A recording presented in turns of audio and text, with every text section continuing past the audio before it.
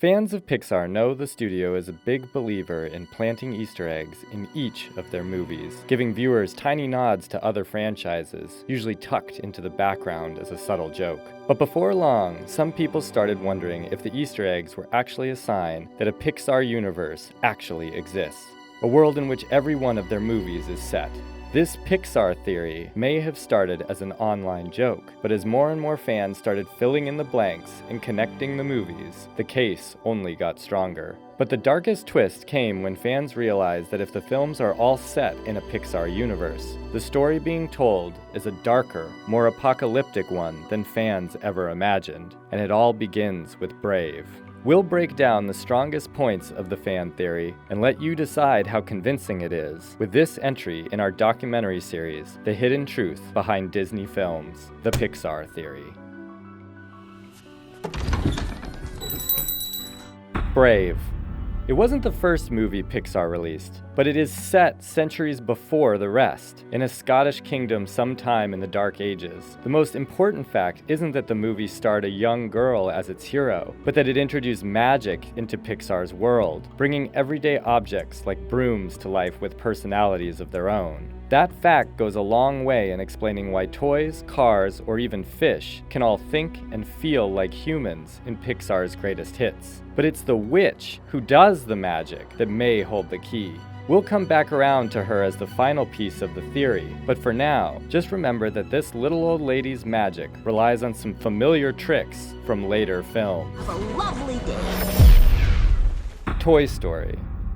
Assuming the toys of Toy Story are alive thanks to magic, the actual themes of the trilogy deal with some serious topics. From the first movie, audiences learned that toys loved their human owners, just as much as they were loved by Andy. But as the movies went on, we learned humans aren't always kind, with Jessie's owner having abandoned her, the same way that Lotso's owner did in Toy Story 3. So people aren't always kind to their magically alive possessions. It was the realization that those toys could be downright evil once brought to life that sends a clear message for every movie set in the future of Pixar's universe.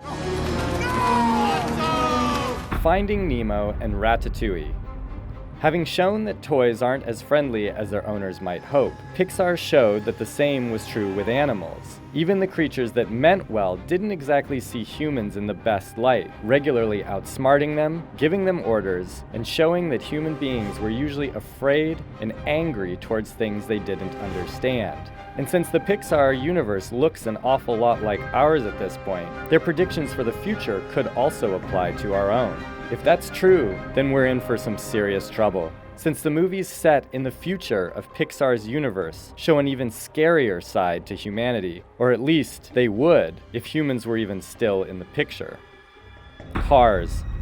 Where other Pixar movies took place in, around, or alongside the world of humans, Cars was the first one to remove humans completely, essentially replacing our world and the people in it with cars, planes, and other vehicles that could think and feel on their own. In our world, smart vehicles with artificial intelligence are already being designed, with experts warning that a truly advanced AI might not be as friendly as the animals, insects, and toys of Pixar's movies. But it's not like intelligent cars would be evil enough to rid the world of humans, would they? Cars offers a chilling riddle, since most of the film's sports, infrastructure, and world is obviously the same one built by humans, existing before cars and machines could drive themselves. Even if the toys and animals became smarter than humans realized, leading to a rise of machines claiming their superiority, that still doesn't answer the question, where did all of Pixar's people go?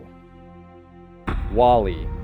Humans voyaged into space. That's where. In the future shown in WALL-E, the world is completely destroyed, turned brown and lifeless by pollution and smog. But humans didn't find anything better in deep space, turning into lifeless, bored couch potatoes who only do what the intelligent machines around them tell them to do. Eventually, fans looked at Cars and wondered, did people leave Earth because it was dying from pollution? Or did they just head into space, following robotic orders, with the planet winding up polluted long after? As in the kind of pollution caused by billions of cars taking over the planet? The theory obviously draws on plenty of imagination, claiming that intelligent cars got sick of people, like the toys and animals that already felt the same in earlier movies. But with Wall-E being the only machine left working on Earth, the plan backfired. The cars died off, leaving Earth ready for humans to return. But here's where the theory takes its darkest turn, claiming Wall-E's happy ending was just an illusion. By returning to a dead planet with the robotic leaders telling them what to do, humanity went extinct, and their machines along with them, leaving the door open for a brand new type of life form to take over.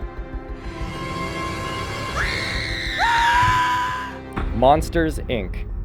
That's right, the monsters rise up to take humanity's place, building their own society from the rubble, a society that needed power on a dried-up planet. Apparently, as the fan theory claims, some of the toys that weren't destroyed, like the ones collected by Wall-E, gave up their secrets, telling the monsters about the humans who helped them, cared for them, or were terrified of them. Seeing a solution to their energy problems, the monsters realized that scaring those same children could power their city. There was one problem though. Humans were already extinct. But you know those doors the monsters used to scare human kids? What if they weren't just doors in space, but time? And what if the little girl of the movie, Boo, wasn't ever going to give up her search for the monster that lived in her closet? Since we know magic exists in the Pixar universe, it's possible that Boo grew up to use magic herself, hopping from door to door and time to time, trying to find Sully and hear the real secrets about the monster world.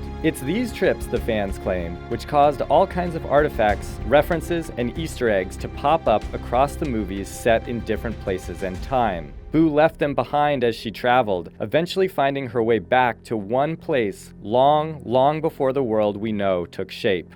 What if we just put her back in the door? What? Brave.